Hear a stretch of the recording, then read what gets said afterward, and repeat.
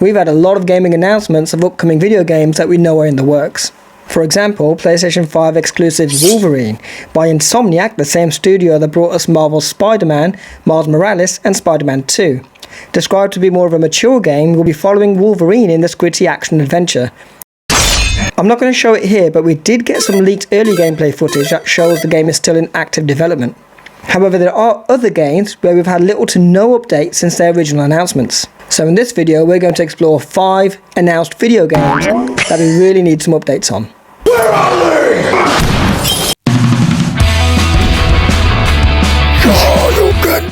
One. So with the topic of games going dark, the first video game announcement on this list is Perfect Dark. First announced in 2020, Perfect Dark is looking to be a third-person action-adventure game, moving away from its first-person roots. The game was announced to be developed by Xbox's game studio, The Initiative. However, much of the core team quit the studio in 2020, which I guess ultimately prompted the support of Crystal Dynamics, joining the team to co-develop the Perfect Dark project. Crystal Dynamics, for those who don't know, are behind some of the older Tomb Raider games and the newer reboots.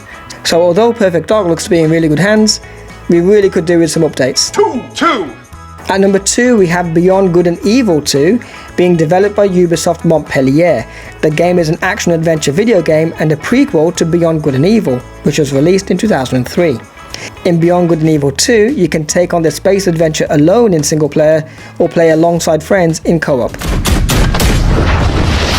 Damn! According to Ubisoft Montpellier, you can take on enemies on planets or in space at massively different scales, from the close quarters inside a hidden temple to the uncharted edges of the system. The game is still deep in active development and you could be a part of that development process. Ubisoft Montpellier are recruiting Space Monkeys, that's us, to be a part of their Space Monkey program.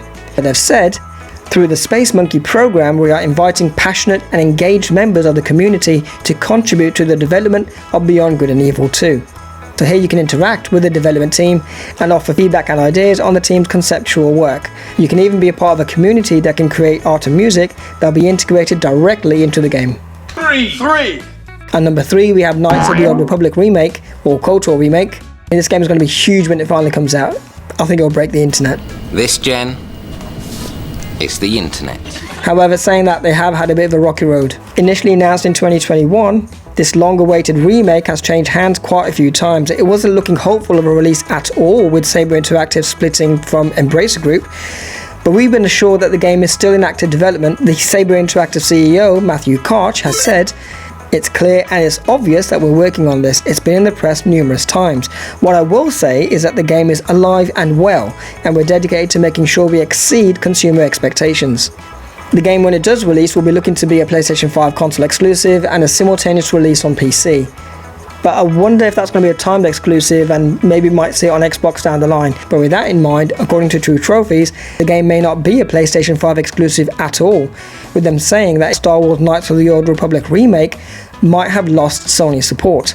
It all seems a bit messy right now, but with the huge demand of this game, I do think the company's going to smash it out the park. Four. At 4, we have Metroid Prime 4. This was first announced in 2017. We've had no new trailers, no gameplay information, not much to go on, except for the reveal trailer and that Retro Studios will be developing the game instead of Bandai Namco. そうすることで、このゲームをファンの皆様の期待に応えられるものにできると信じています。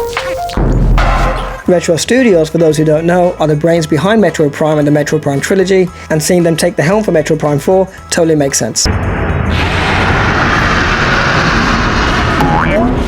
In Nintendo's 2022 financial update, Metroid Prime 4 did appear on Nintendo's schedule, but the game's ETA was still showing as TBA with no release year or timescale marked. Interestingly, about 4 years ago, Retro Studios did post a job advert where they're looking for storyboard artists to work on emotional and interesting and innovative scenes that elevate the narrative. So I guess when Metroid Prime 4 does come out, it'll be more of a story-based focus with a cinematic experience. Five.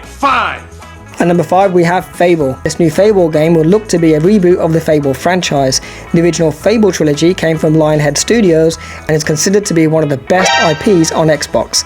I'm glad to see the game is making a comeback, and this time around Fable is being built from the ground up by Xbox's Playground Studios. From what we've seen so far, it looks like the game will keep the same RPG and humorous tone of the previous games, and with the same amount of charm for good measure. Fable's latest game trailer was shown last year. Although we're still waiting on confirmation of game mechanics, judging from what we've seen so far, we can expect sword combat, finishing moves, and projectile weapons. We also see a return of 2 familiar enemy types in bandits and Wolverines. Oh, and chicken kicking. And as the game is using the Forza engine, we can expect Fable's visuals to be absolutely gorgeous. So these are just 5 video games that we've had official announcements for. And in true gaming fashion, there's also unannounced games which we're also whetting our appetites for, such as Gears 6, which is rumoured to be announced at the Xbox Summer Showcase this June. Banjo-Kazooie 3, a sought-after game that platform fans have been wishing for since Xbox got a hold of Rare from Nintendo. And let's not even mention a Bloodborne 2 or a 60 FPS upgrade for Bloodborne on PlayStation 5. So what are you personally looking forward to? Are there other video games that have gone dark which we've had announcements for? Let me know in the comments. But for now, please like and subscribe and stay tuned for the next video. If you got to the end of this video, then please do like and subscribe.